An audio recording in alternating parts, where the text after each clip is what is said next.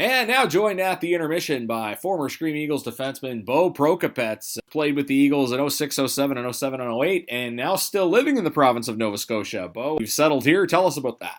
After my time in the Quebec League, especially playing for Cape Breton there with the Eagles, I fell in love with the Maritimes. I thought that pursuing an education would be far more important than trying to pursue a professional hockey career. Decided to go to Acadia. I fell in love with it down there. Once I graduated, there was absolutely no way you were dragging me out of the Maritimes. This is where home is going to be for the rest of my life.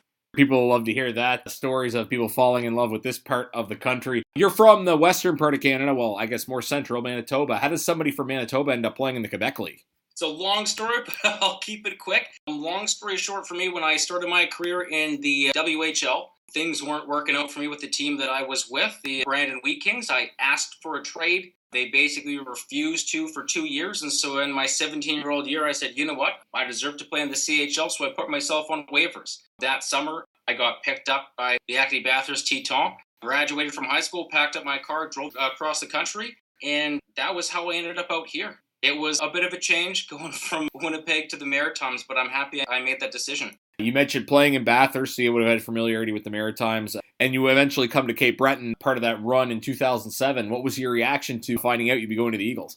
That was really funny. When I sat down, I was in Drummondville at the time. Guy Boucher sat me down and said, well, we traded you to Cape Breton. And I looked at him and said, you couldn't have traded me any farther from home. Yeah, that's true. But I knew what Cape Breton was all about. I knew that they were making a run for it. And when Mario gave me a call here and said they picked me up for the trade, I was ecstatic. I always had a lot of respect for Mario. I always wanted to play for him, as he was the one who really gave me my opportunity out here. And when I got that trade to Cape Breton, it was a bit of a drive, but I'm happy I got traded. It definitely helped me professionally and personally. Yeah, of course, that run was the furthest the Eagles have ever gone in the playoffs to date. Game 7 in the third round. I know a lot of the guys still have a hard time remembering that series, as obviously didn't end the way they wanted, but you even dropped the letters FHTV in conversation with me the other day. I hadn't heard that in a while. What can you tell us about that playoff run?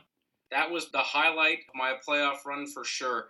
I'd never been with a group of guys that were that dedicated and motivated for that one goal. We gave it everything we had every single night. We prepped a lot. Everyone knew what we were supposed to do. I remember how secretive we were with the FHTV and how parents and everyone else in the media had wanted to know what it was about. And one of my highlights was, I remember when we were playing in Bathurst and we beat them out, and you were actually with my parents and you guys all started yelling out FHTV. And every time I think about it, it puts a smile on my face. It was definitely a historic run, and I'm glad I got to be a part of it. Yeah, actually, we were talking about that game on the broadcast. The Eagles, as you knew, as you were a part of it on the other side, historically hadn't played well. I think that was their 11th playoff game in Bathurst. It was the first time they won, and that was a big win for the Eagles that year. You get to come back, too, as a 20-year-old. How much did that mean to be a leader as a 20 on that 07-08 team? That actually meant the world to me. And when Mario sat me down, and I know initially in camp, I think we had 5 20-year-olds there at the start, so there was definitely some up in the air for who was getting dealt and when that was going to happen, and I wasn't sure of the plans, and coaching staff generally doesn't really tell 20-year-olds what's going on until moves actually were made. But I know Mario basically sat me down and said, listen, we're going to have a young team and we need you to be a leader. He set down some pretty strict rules. There was no fighting and definitely had to stay out of the penalty box. That was one of the best times of my life. Definitely being looked up to. I tried to teach all the young guys as much as I could. I know I didn't say the most in the dressing room, but I always had that mentality of I wanted to lead by example. And, of course, you went to Acadia after you were done. I know the hockey side didn't work out as you wanted to, but how did that shape what you're doing now? What career did you parlay your education into after the fact?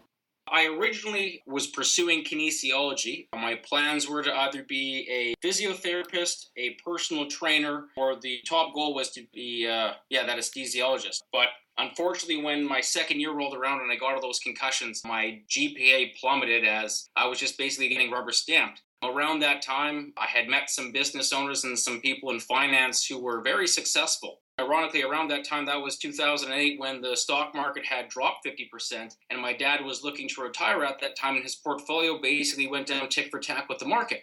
And so I saw what that did and forced my dad to stay in the industry for a little bit longer than I would have liked him to, as I felt he put his time in. So it really had motivated me to change gears into finance. if I could help this from happening to, one person or a family, I felt that I was doing the world a favor and keeping it nice. That was kind of the mentality for why I switched from kinesiology to business and that focus in finance. And also the other reason was I was looking for someone to push me. Now that hockey was no longer a viable source for me to push myself, I was looking for some. Everyone said accounting and finance were incredibly difficult, but accounting was too much of the same thing for me. So I stuck with finance, and I have to say I'm incredibly happy I've made that decision. I think people will be happy to hear that you're happy. That's a great story. Obviously great when someone gets into a line of work for the right reasons. Glad you've found a home in the Maritimes. Thanks for doing this, Beau. All the best. Oh, thank you very much. That's Beau Prokopetz, former Scream Eagles defenseman, joining us here at the intermission. You're listening to Carstar Cape Breton Scream Eagles Hockey on 1270 CJCB.